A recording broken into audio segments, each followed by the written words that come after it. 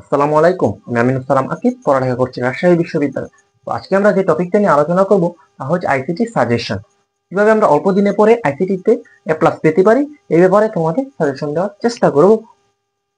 Science, arts, commerce প্রত্যেকেরই ICT একটা খুবই গুরুত্বপূর্ণ সাবজেক্ট। সায়েন্সের স্টুডেন্টরা বিশেষ করে ফিজিক্স, কেমিস্ট্রি, ম্যাথ, বায়োলজি এগুলো পড়তে পড়তে সারা বছর আইসিটির দিকে কোনো চিন্তাই করে না। কিন্তু আইসিটিতে যদি তুমি এ প্লাস তুলতে না পারো তাহলে দেখা যায় সেক্ষেত্রে তোমার গোল্ডেনটা ছুটে যাবে। ঠিক আছে, তো আইসিটির উপর ফোকাস দিতে হবে। এন্ড আইসিটির মধ্যে কিন্তু মাত্র 5টা অধ্যায় আছে। আমরা একটু পরিশ্রম করলে আইসিটিতে এ প্লাস পেতে পারি। তো আমরা চলে যাব কোন কোন অধ্যায়টা বেশি বেশি ইম্পর্টেন্ট, কোন অধ্যায় থেকে কটা কোশ্চেন আসে এটা আগে দেখে নিই। প্রথম অধ্যায়, এখান থেকে তোমার একটা কোশ্চেন থাকবে, দুইটা কোশ্চেন। তৃতীয় অধ্যায় সংখ্যা পদ্ধতি রূপান্তর, এখান থেকে তোমার দুইটা প্লাস দুইটার বেশিও দেখা যায়। চতুর্থ অধ্যায় থেকে তোমার একটা কোশ্চেন। পঞ্চম অধ্যায় এখান থেকে সি প্রোগ্রামিং, এখান থেকে তোমার দুইটা কোশ্চেন দেখা যায়। এখন তৃতীয় আর পঞ্চম এই দুইটা মিলে তোমার তিনটা কোশ্চেন থাকবে। প্রথম আর দ্বিতীয় এখান মিলে তোমার তিনটা কোশ্চেন থাকবে। এখন কোনো কোনো বছর এই জায়গার তিনটা, এই জায়গার তিনটা, এখানে যে কোনো এক জায়গা থেকে একটা কোশ্চেন কম আসে, ওই বছর তোমার তৃতীয় অধ্যায় থেকে তিনটা কোশ্চেন আসে। সো কোনোভাবেই এই তৃতীয় অধ্যায়টা তোমার বাদ দেওয়া যাবে না, এটাকে তোমার পড়তেই হবে, এটা তোমার পড়তেই হবে। সো এখন যারা একটু দুর্বল আছি তারা আমরা পাস করার জন্য, হ্যাঁ, অনেকে আছে, তারা কি করবো, এই যে প্রথম এই তিনটা অধ্যায় পড়বো। বিকজ প্রথম অধ্যায় তোমার ভার্চুয়াল রিয়েলিটি, রোবোটিক্স, ক্রায়োসার্জারি এই টপিকগুলা, এগুলো তোমার বাংলা, তো মার্ক তুলতে পারবা। এখান থেকে 5টা কোশ্চেন।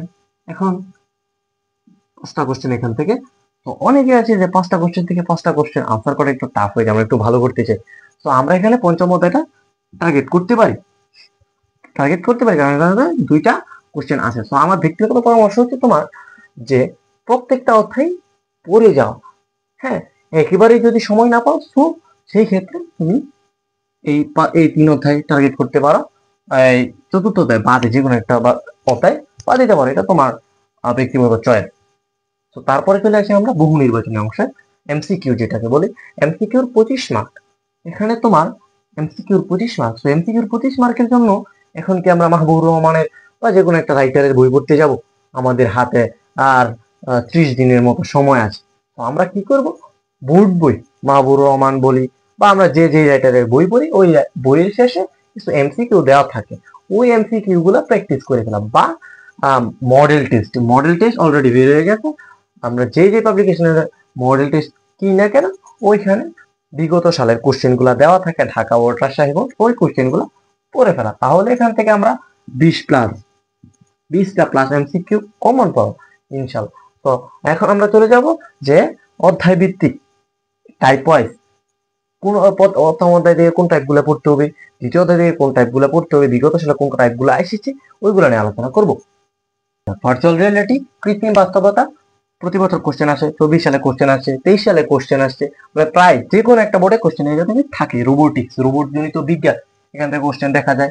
ক্রায়োসার্জারি, অত্যন্ত নিম্ন তাপমাত্রায় চিকিৎসা পদ্ধতি, ক্রায়োসার্জারি কোশ্চেন থাকে। বায়োমেট্রিক্স, ব্যক্তিকে অদ্বিতীয় হিসেবে শনাক্ত করার পদ্ধতি, biometrics. Bio informatics, artificial intelligence, কৃত্রিম বাস্তবতা। ন্যানো টেকনোলজি, অত্যন্ত সূক্ষ্ম কাজ, nano technology.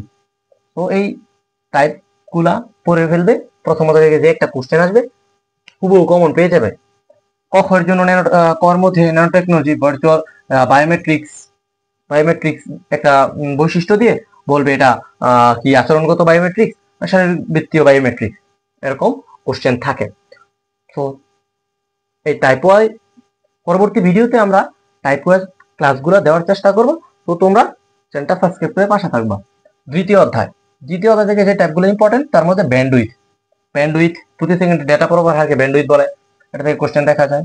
Data transmission mode, Bluetooth, wifi, WiMAX question দেখা যায়।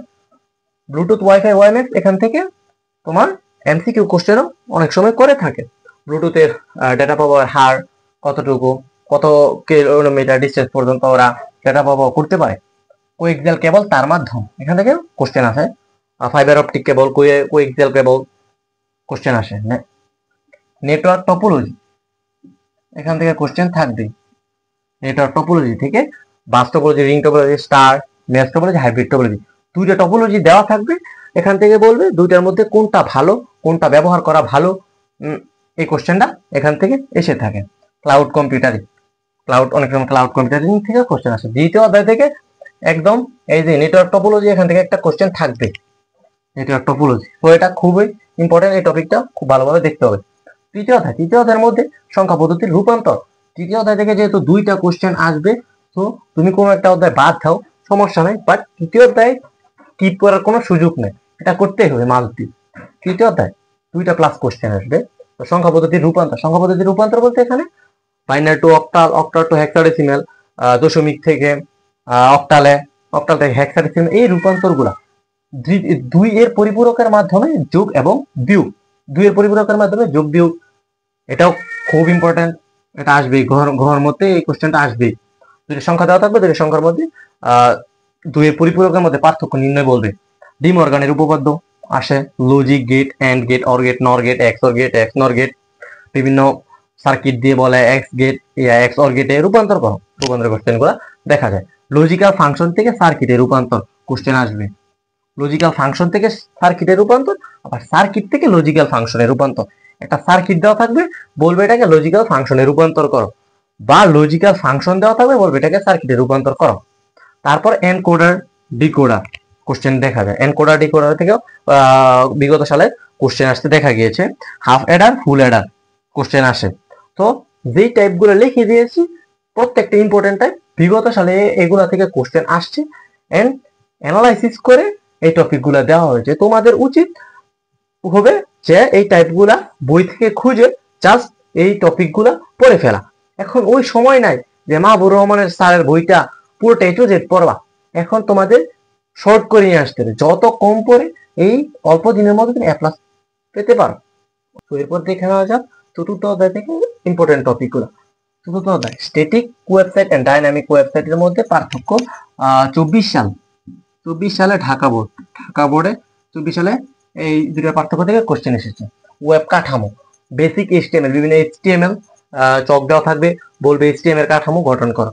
টেবিল, তারপরে ইমেজ, বলবে HTML এর মধ্যে ইমেজ ছবি যুক্ত করো, লিংক, বিভিন্ন লিংক দেওয়া থাকবে যুক্ত করো, লিস্ট, ডেফিনেশন, এগুলা। তারপরে ওয়েব পাবলিকেশন।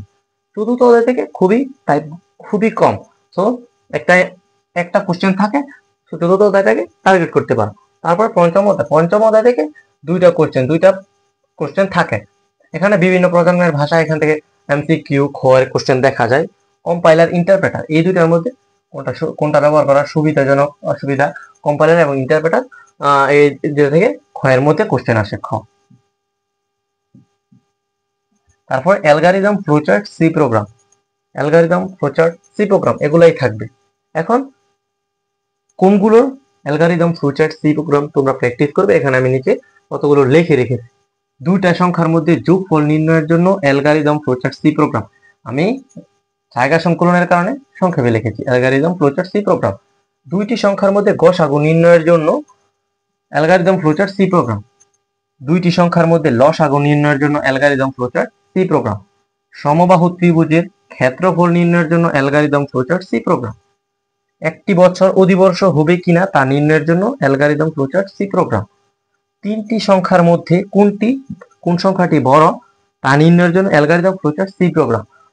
বইতে মোটামুটি তোমরা আরো অ্যালগরিদম, ফ্লোচার্ট, সি প্রোগ্রাম পাবে, বাট যেই সি প্রোগ্রাম গুলো, অ্যালগরিদম গুলা বিগত সালে আসছে এন্ড ইম্পর্টেন্ট 2025 সালের এসএসসির জন্য, ওইগুলাই আমি রেখেছি। তো এই যে টপিক গুলো রেখে দিয়েছি, এইগুলা ইনশাল্লাহ পড়লে এই অধ্যায় থেকে যে কোশ্চেন গুলো আসবে কমন পাবে।